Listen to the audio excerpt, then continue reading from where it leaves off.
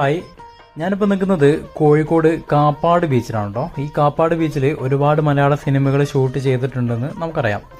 1993 രഞ്ജിത്തിന്റെ രചനയിൽ ജോമോൻ സംവിധാനം ചെയ്തിട്ട് സുരേഷ് ഗോപി, നരേന്ദ്രപ്രസാദ്, മധു, ഖുഷ്ബു തുടങ്ങിയിട്ടുള്ള താരനിര അഭിനയിച്ചിട്ടുള്ള യാദവ് എന്നുകൊണ്ടുള്ള സിനിമേൻ്റെ ഒരുപാട് ഭാഗങ്ങൾ ഷൂട്ട് ചെയ്തത് നമ്മൾ ഈ ഫ്രണ്ട് കാണുന്ന കാപ്പാട് ബീച്ചിലാണ്.